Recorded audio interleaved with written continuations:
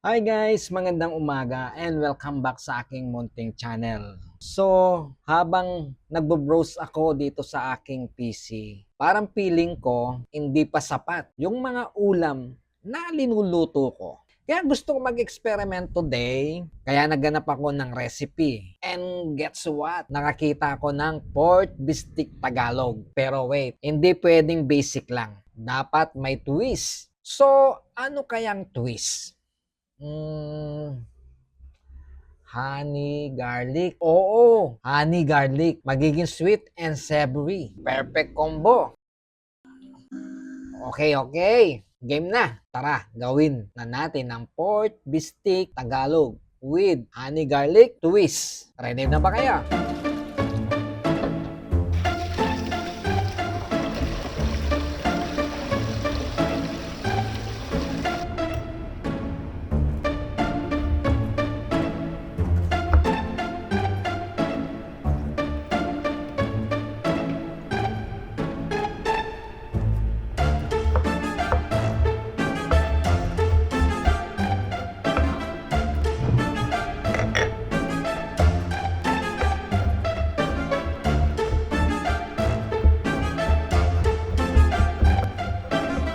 Ang pork bistik Tagalog, madali lang. Pork, soy sauce, kalamansi, sibuyas. Pero ito, magdadagdag tayo. Garlic, honey, paminta. At ito yung mga kakailanganin natin. Pork, syempre. Soy sauce, kalamansi. At kung walang kalamansi, pwedeng lemon juice o lemon. Sliced onion, honey, at garlic. Ito yung ating magic ingredient. Unang step natin, ilagay natin yung pork sa bowl. Tapos, i-mix natin ang kalamansi.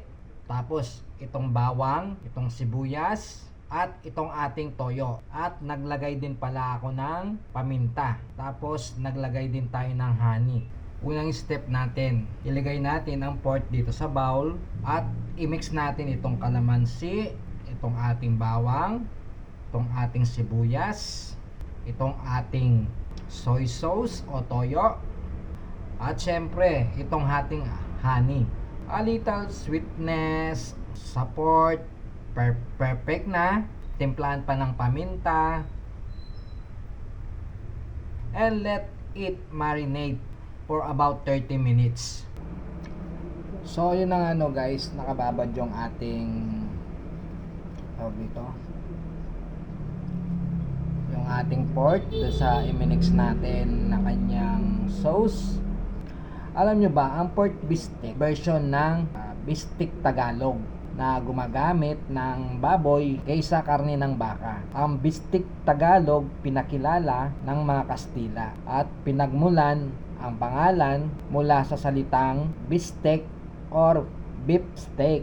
Ang pork bistek ay naging popular bilang alternatibong ulam dahil mas abot kaya at madalas available ang baboy kaysa sa baka sa Pilipinas.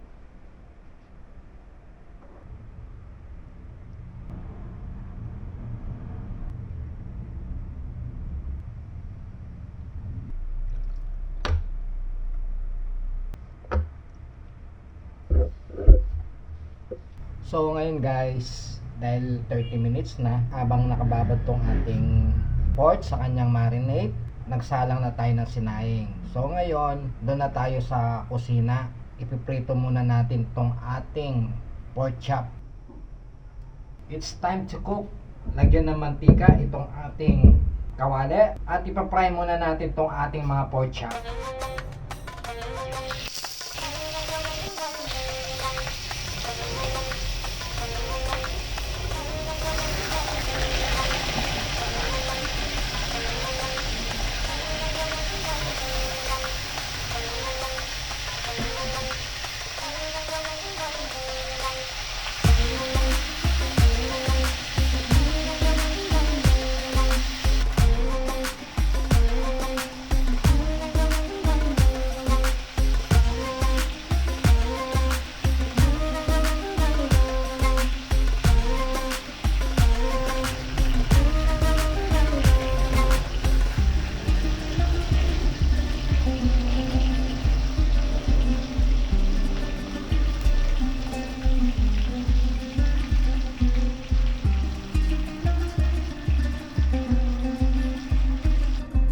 Kapag ganitong okay na para sa iyo, i-set aside muna natin. Tapos magigisa na tayo.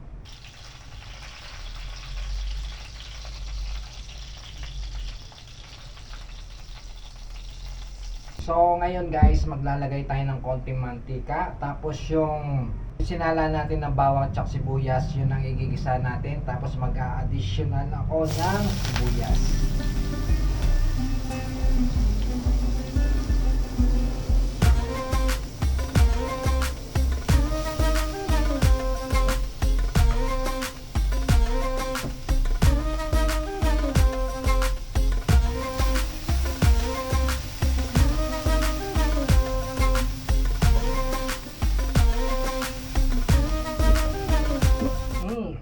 Amoy pa lang, parang piyesta na. Huwag kalimutan kapag golden brown na ating sibuyas saka yung bawang, ilalagay na natin tong ating pork chop.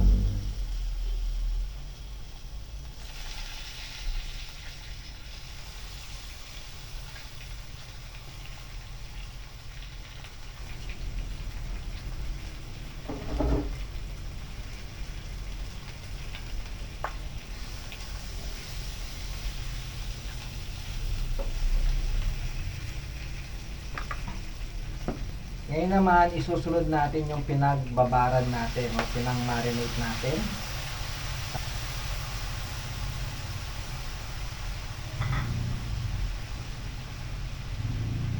So, maglalagay pala ako ng tubig.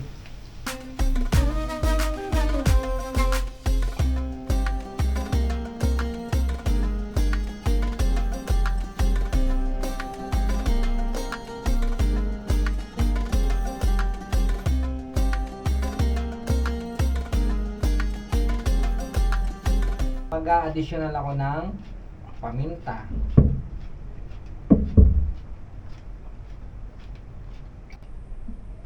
Maglalagay ako ng pork cubes. Tapos patuyuin lang natin ng konti.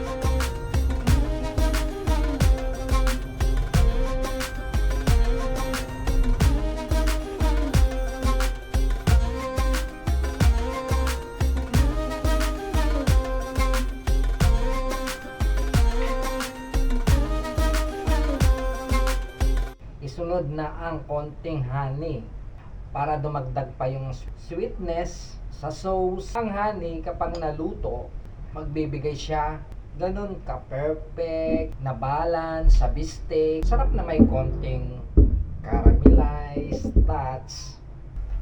So yan guys, di na natin masyadong lulutuin yung additional honey. Yan. So ano lang, 30 seconds lang, tapos okay na to. At eto na nga ang ating pork beefsteak Tagalog with honey garlic. Ready na siya. So, pwede na siyang tirahin.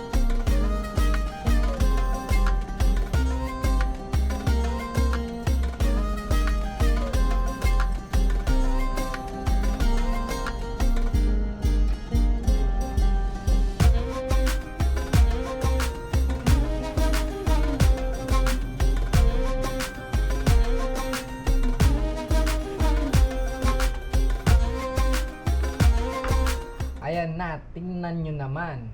Pork beefsteak Tagalog with honey garlic twist. Look at that. Shiny, caramelized finish. Ready na siya. Pwede na siyang tirahin. Moment of truth.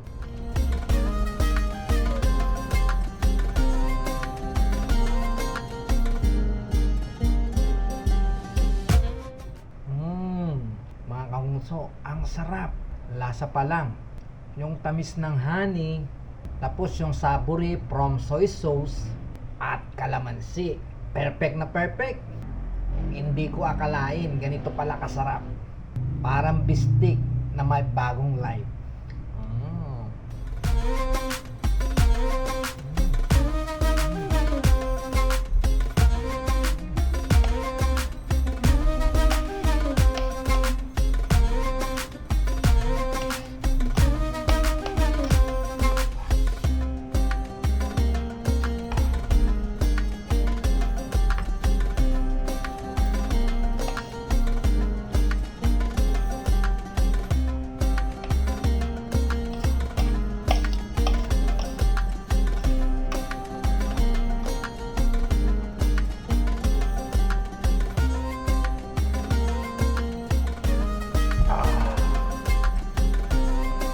Okay guys, kung gusto nyo matry, super dali lang ang pork bistik Tagalog with honey garlic twist. Is now officially my new favorite. Kung trip nyo mag-experiment, go for it. Huwag kalimutan mag-like, subscribe, at i-click yung notification bell para updated kayo sa mga ganitong eksperimento ng pagluluto. See you next time.